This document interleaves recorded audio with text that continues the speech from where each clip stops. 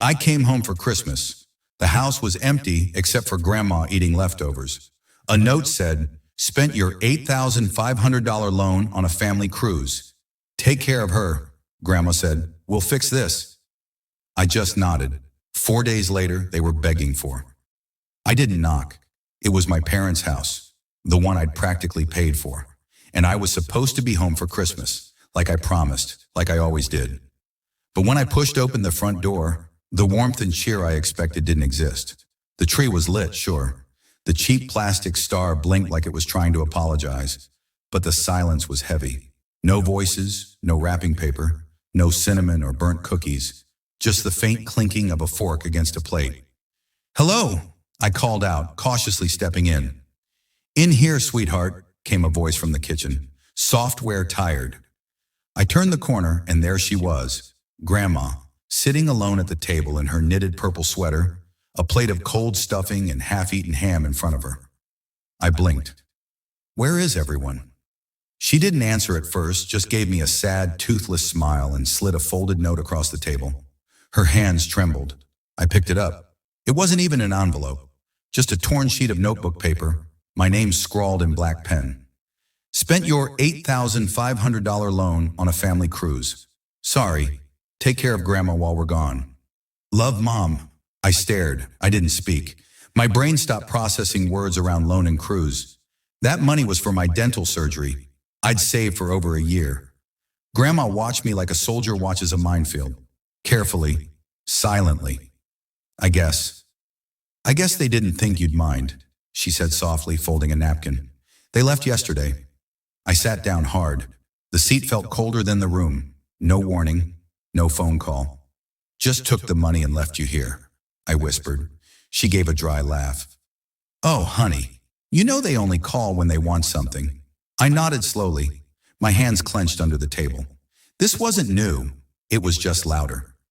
Grandma took a small sip of orange juice, looked me dead in the eyes and said, "We'll fix this." I said nothing, but inside something broke, and something else, something much colder, started to grow. Grandma went to bed early that night, said she was tired, said her hips couldn't take much more waiting.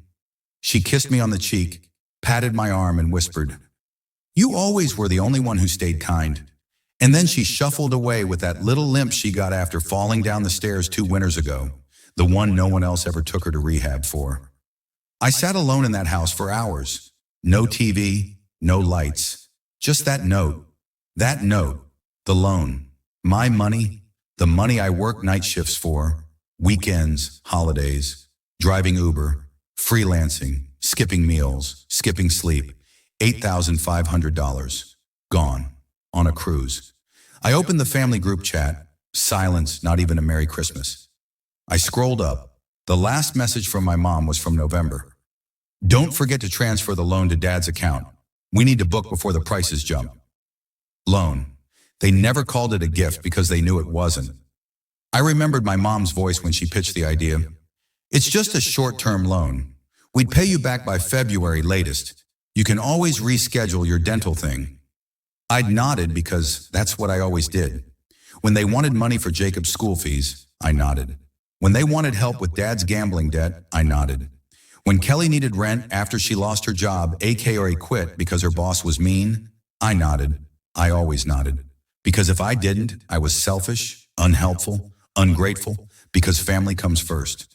Because after everything we've done for you, done for me, they kicked me out when I was 17 because I refused to lie for Jacob after he stole Grandma's painkillers. They didn't show up to my college graduation, too busy helping Emily move into her boyfriend's place. They forgot my birthday 3 years in a row. But when it came to money, suddenly I was family again. By the next morning, I had answers. They weren't just on a cruise. They were on the majestic Aurora, a luxury ship sailing the Caribbean for 10 days. Suite deck, private butler, infinity pool access, gourmet food, $3,000 per person, 4 of them. I know because Emily posted a photo on Instagram when she must have forgotten to block me from seeing. All 4 of them in bathrobes, clinking champagne glasses. The caption? "Finally some peace, away from all the leeches and negativity." Leeches. I laughed out loud. They used my money, abandoned Grandma with leftovers, and called me a leech. That was the moment the last wire inside me snapped, and I wasn't sad anymore. I wasn't even angry. I was focused. That evening, Grandma found me in the garage. I was hunched over Dad's old filing cabinet, surrounded by stacks of paper, bills, old records. She didn't say anything, just watched as I flipped through decades of lies. I need to know everything, I told her. Where the money went? What they did? Who's in on it? She sat down beside me, pulled out a faded notebook, and started flipping pages. Let's start with February 2016, she said. That's when your mother took my pension login. By midnight, we had numbers. By the next day, we had a plan. They rolled into the driveway like royalty.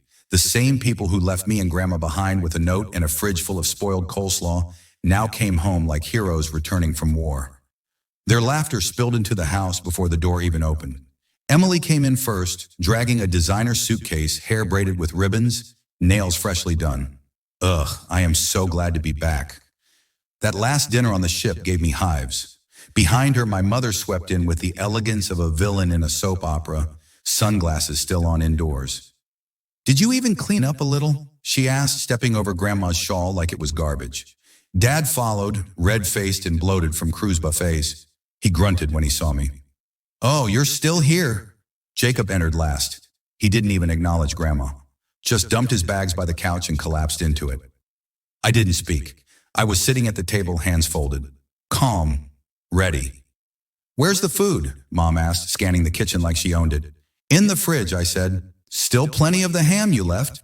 Jacob laughed. Still on that, he muttered. Dude, just order takeout. It's not like you're broke. I stood up slowly. Glad you're all here. Sit down. I've got something to show you. Jacob rolled his eyes but slumped into a chair. Dad cracked his knuckles. Emily was too busy looking for an outlet to charge her phone. I turned the laptop screen toward them and clicked play. The first video, a spreadsheet. Not just any spreadsheet, a financial audit I had spent 4 days building with Grandma. Every dollar transferred out of her pension account. Every ATM withdrawal made from her card at gas stations Dad always used. Every Zelle payment Emily requested to cover emergencies that turned out to be Sephora and Apple charges. Where'd you get this? Mom asked, her voice suddenly tight. From her bank, I said. You should be more careful when using someone else's password. The second video, screenshots of Venmo transactions, account logins from Mom's devices, pension access points matching Dad's bidding habits. Then emails. Mom writing to Emily, he won't notice the cruise deposit missing. He trusts us too much. Emily replying, he's a softie. Plus, who leaves Grandma alone on Christmas anyway? My jaw clenched, but I kept going. I could stop here, I said, but I won't. One more file, a voice recording. Kelly, Jacob's wife, standing on our porch 2 nights ago, sobbing. I didn't want to go. I begged him. But Jacob said if you didn't give the money, they'd just leave her and deal with it later. I only stayed quiet because he said it'd all blow over. I'm sorry, I couldn't take it anymore. Jacob sprang up. You recorded my wife? That's illegal. No, I said. She asked me to. She said she was tired of lying for you. Tired of watching you bleed people dry? Dad stood now, face red with rage. You little snake. You've been digging into our accounts like it. Like someone who's done being robbed, I snapped. I opened one last tab, a pre-written email. Subject line, formal report of elder financial abuse. Evidence attached to Social Security Fraud Division, Grandma's attorney, the county ombudsman, and 2 local news outlets. You have 48 hours, I said, my voice level, to return every penny, or I send this. All of it. Emily's hands trembled. You're bluffing. You'd ruin your own family. No, I said. You ruined yourselves. I'm just sending the bill. Brahma stood slowly. She hadn't said a word this whole time. But now she walked to the head of the table, put her hand on the back of a chair and said, I raised 3 of you, fed you, changed you, protected you. And when I couldn't walk, you left me with frozen beans and moldy pie while you sipped champagne on stolen money. You're lucky it's him coming after you, because if it were me alone, she trailed off. But the room was silent. The message was loud. Dad muttered something under his breath and stormed out. Emily cried and tried to hug Grandma, who turned away. Jacob just glared at me. You're not family anymore. I smiled. Number, I'm finally free. They didn't believe I'd do it. They thought I was bluffing. Even after I dropped that email in front of them, even after Grandma stared them down with eyes full of quiet, ancient rage, they still thought they could outweight me, manipulate me, wear me down. But that version of me, the quiet one, the one who nodded and paid and said thank you for crumbs, he died when they spent $8,500 of my savings on pina coladas and a cruise buffet. The first 24 hours were silent, not a single message, no apologies. Only Grandma and I in that empty, too quiet house, eating microwave oatmeal and taking turns checking the bank account. Nothing came. On the second day, I sent the email. Every file, every screenshot, every recording attached and dated, filed to the state authorities and CC'd every news desk in a 100-mile radius. At 6:13 p.m., I received a response. Thank you for your submission. A case has been opened. On the third day, it exploded. Jacob was the first to panic. I woke up to 12 missed calls and a barrage of text ranging from, "We didn't mean it like that," to, "You're seriously going to destroy your own family over some money?" Then came Mom's classic, "You're being emotional. Please take the post down. We'll talk." But I didn't reply. Instead, I forwarded every message to my attorney, a woman named Natalie, who read through it all with the cold precision of a surgeon. She had been working with Grandma's legal advisor since the day I pressed record on Kelly's confession. By noon that day, Natalie sent out official letters of intent to sue to my parents, to Jacob and Emily. She wasn't bluffing either. The charges? Elder financial abuse, unauthorized access to retirement accounts, misappropriation of family loans, the amount owed with interest and damages, $14,322.85. The next night, Mom showed up at the door. She looked like someone who hadn't slept. No makeup. Her hair pinned back sloppily. "Can we talk?" she asked, voice shaking. I crossed my arms. "Only if you brought a checkbook." She reached into her bag and pulled out a white envelope. Inside was a cashier's check for $8,500, my loan. "No interest?" I asked. "You're lucky to get this," she snapped. "We're being destroyed by this mess. You created it. You're turning your back on your own mother," she hissed. "No," I said, stepping outside and slamming the door behind me. "I'm finally turning my back on a thief." Later that week, Emily called me from her work phone. She was crying, said the article had started to circulate.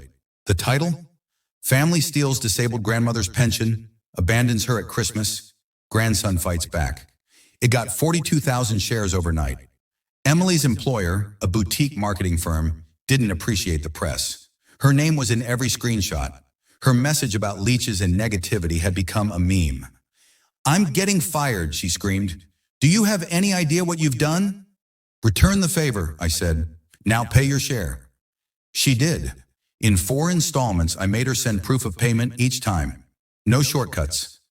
Jacob was the last to fall. At first, he acted untouchable. "My boss doesn't care," he bragged on social media. "It's all fake anyway." But then Kelly left him.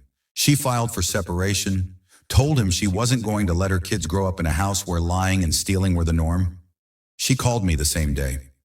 "I'm sorry it took me this long," she whispered, "but I've seen who he really is now." I asked if she needed help finding a place. She paused, then said, "Only if it comes with no strings attached." I smiled. "Then yes, because you did the right thing." 2 days later, Jacob showed up at my door, unshaven, tired, furious. "You're a fool," he hissed. "You ruined everything." "No," I said, handing him a legal letter. "You did." Natalie had just filed a motion for garnishment of his wages. He tried to tear it in half and throw it back at me. I didn't flinch. "Pay every penny," I said, "where we freeze your accounts." I'm not bluffing. Ask Emily. By the end of the second week, all the money was returned. $8,500 from Mom and Dad. $3,100 from Emily, including interest. $2,700 from Jacob, after a loan from his own boss, humiliatingly.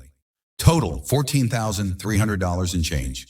I used $3,000 to finally get my dental surgery. Another $2,000 to buy Grandma a proper lift chair and a home nurse.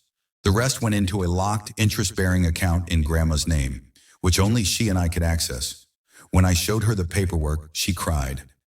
They took everything from me, she whispered. But they didn't take you. And just like that, I had won. Not just the money, not just the legal war. I had won myself back. The weight I carried for years, the guilt, the obligation, the quiet shame of being less loved, it all fell off like a bad coat. And I stood up straighter than I had in years. They stopped calling. And you know what? It felt like silence for the first time had a pulse. Not the panic silence of guilt, not the heavy silence of shame, but a clean, surgical silence. The kind that comes after you finally cut out something infected. The money was back. The house was quiet. Grandma was finally sleeping through the night again, not waking up every hour, afraid someone was breaking in to steal the rest of her dignity. And me? I was becoming someone they couldn't control. In the weeks after the blowout, I didn't just collect money. I collected my life. I quit the job that drained me, took a remote contract that paid better, and gave me back my hours. I took Grandma out to her favorite place, a dusty old diner with checkerboard floors and the worst coffee in the state. She laughed more in 1 hour than I'd seen in 5 years. I miss this, she said, dipping her fries into her milkshake. You mean your arteries miss this? I teased. She shrugged. I'd rather die laughing with you than choking on cruise shrimp with those snakes. Fair, but even peace has its ghosts. They didn't call, but they talked. Oh, they talked. Emily posted on Facebook that some people don't understand what forgiveness means, pairing it with a photo of her lighting a candle at church. Mom told distant relatives I had manipulated Grandma in her old age. She left out the part where she used Grandma's pension to pay off her plastic surgery debt. Jacob. Oh, Jacob. He went full delusional, posted a reel about toxic siblings with audio from Succession, acting like he was the betrayed heir to some broken empire. The caption? Some people would rather see you fall than rise with you. I laughed for 10 minutes straight. Rise with you? You tried to burn me alive and dance in the ashes. They wanted to rewrite the story, but I had the receipts and I wasn't going back into the shadows. The turning point came 3 weeks later. I was at the grocery store with Grandma pushing her cart, filling it with soup cans and ginger ale, when a woman approached us. Older, elegant, clearly familiar. I'm sorry, she said, looking straight at me. Are you the one from the article? I tensed. She smiled. The one who saved his grandmother? I blinked. I guess. Yeah. She looked at Grandma, then back at me. I just wanted to say thank you for standing up, for not staying quiet. My mother, they did the same to her, but no one fought for her. I wish someone had. She touched my arm, soft, brief, then walked away. I turned to Grandma.